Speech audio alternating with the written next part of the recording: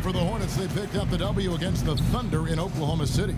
And what really made that outcome a surprise was how lopsided it was. And in that game, guys, I mean, the beneficiary of what was some very lackluster defense being played against them. Agreed, guys. It was really quite shocking and disappointing how many free runs to the hoop they got. Now a chance, courtesy of Gatorade, all fueled up and ready to go. The starting five on the floor. Taking a look at the Jazz. Favors and Gobert, the shot-blocking duo inside. Burke's the off guard with Hayward at the 3. And it's Burke in at the 1. Hayward goes in, and good on the basket. Book it.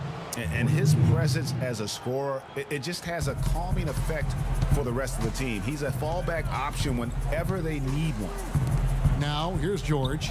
Game against Oklahoma City, very impressive.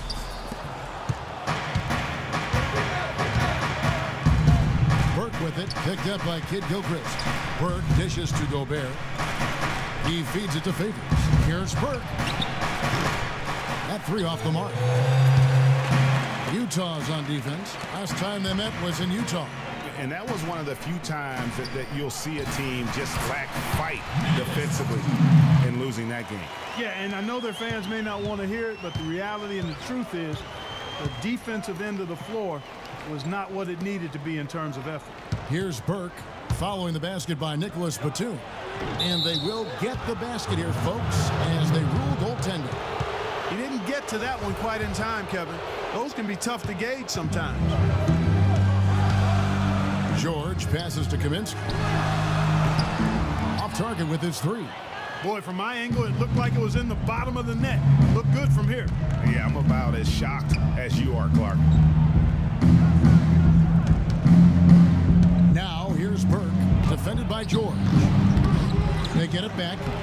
Burke can't get it to go. Well, what appeared to be an easy 2 points just never materialized. Outside, George. The dish to Batum. Just 5 to shoot, and George kicks to Batum. The Hornets need to get a shot off here, and that one's good. And a really good way to start the game. He's a guy who, if he gets it going early, he's going to give you problems. Favors with the screen. Burke with it. 9-point game his last outing. The feed to Favors. Out to Hayward. Lets the 3 fly. Rebounded by Kaminsky. So for the Jazz, their last game a loss to the Wizards. Yeah, it's just hard to make up when you have an inability to make free throws consistently, and that's why they ended up losing. Yes, sir. I think some doubt started to creep in when they kept missing those foul shots. And you could see them start to shy away from wanting to even go to the line. Now here's Gobert. Gobert with a screen for Burks. He kicks to Favors. Here's Burke. And the shot is good, dropping in off the front of the rim. Burke's got his first points of the night. That's a clean look they gave him there, fellas, and he drains those. And there's the basket. Whistle blows and a chance for a 3-point play. Going to the line for 1. Charlotte shooting their first free throw tonight.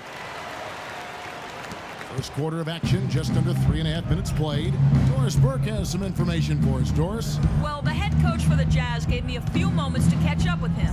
We talked about the impact players on these two teams, the ones who can take over a game single-handedly.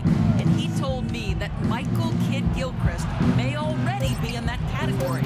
He said he's a guy we've got to account for. He's just so relentless. If you're not ready to match his intensity level, he'll make you look bad. And Kevin, he said if they can limit his impact on the game, that will certainly help. Thanks, Doris. He's perfect from the line this time. For Charlotte, they've gotten 4 of 6 field goal attempts to drop in the first quarter. Now, here's George. Here's Lamb. That falls. Nice feed that time from George. Jazz trail by 3. Here's Burke. Gobert, the screen. Now Burke Looking at his numbers, he averages a bit over 9 points a game. I'll tell you what, the way he's been going this quarter, guys, they're going to need somebody else to pick up the slack. Oh, that's blocked. And the ball goes out of bounds. Last touch by Batum.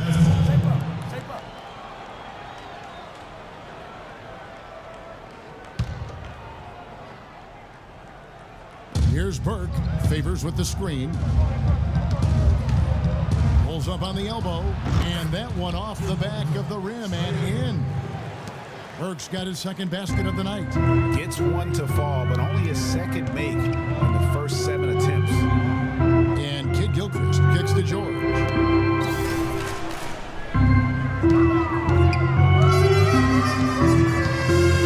He dishes it to Kaminsky. 6 on the shot clock. And there's George. That's good on the assist from Lamb. And that's now 6 points here for George. Jazz trail by 3. And here is Burke. A shot by Hayward, wide open. And they're unable to get the tying basket there. To the paint, here's Batum. And he floats in for the easy 2. Credit the assist on that one. Utah's gone 0-3 from three-point land. Nothing yet going outside. Now, here's Burke. He's guarded closely. Back to Favors. Off to a good start as he hits his first shot attempt. Superb assist there. He played the role of the maestro on that one. Hornets leading by 3. Batum dishes to George. Takes the 3, and the shot is good. George has got 9. This is as good as it gets for a first quarter in terms of shooting the basketball. Greg, you're exactly right. I mean, everything seems to be dropping. Impressive scoring here. Let's go to the 2K leaderboard to see the teams that have been the top offensive squad since the All-Star break. The Hornets, number 1. And as we get to the stretch run of this season, it seems their offense has improved. I mean, they're really getting comfortable with one another, and their production has also increased. Now, here's Exum. 6 on the shot clock. From outside the arc, that drops. Good open look, and he splashes home the 3. Charlotte has gone 1 of 2 from long range in the first quarter. Outside, George. Here's Lynn. Great D that time from Favors. And trying to come up with the highlight reel finish, somebody forgot to finish it. Hayward goes in. Misses from short range. Not really his best quarter as far as scoring. Let's see if he can eventually get back on track. And stolen by Favors. And now Utah, fast break. A finish. Oh, and that one, no question, powered it down. And Kevin, the knack for the offensive rebound are a big part of what makes this guy special. Not to mention, Greg, his ability to finish with strength just like that. Yeah, he's an invaluable asset for them to have, no question about it. And that's another assist for a team that is putting on the clinic on how to share the ball.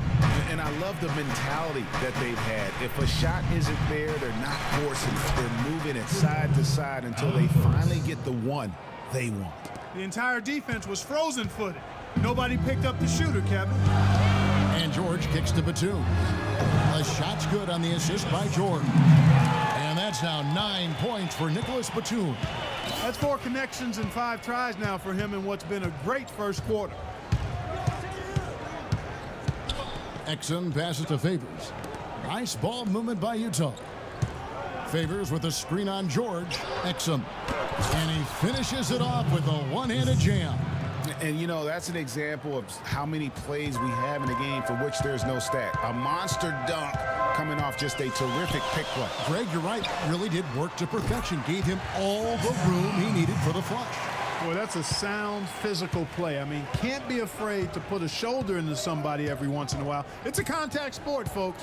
And the Jazz with possession here, following the 3 by Charlotte. Burks' shot is good. Well, I like the way he orchestrated in tight that time, fellas. I'm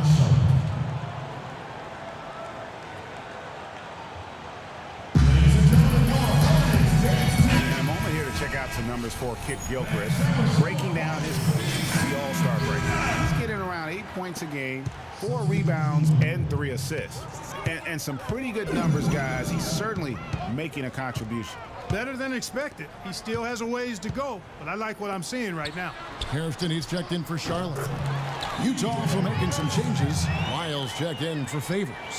Booker comes in for Gordon Hayward. Rodney Hood subbed in for Burks. Jazz trail by 4. Exum with it. And he drops in the layup.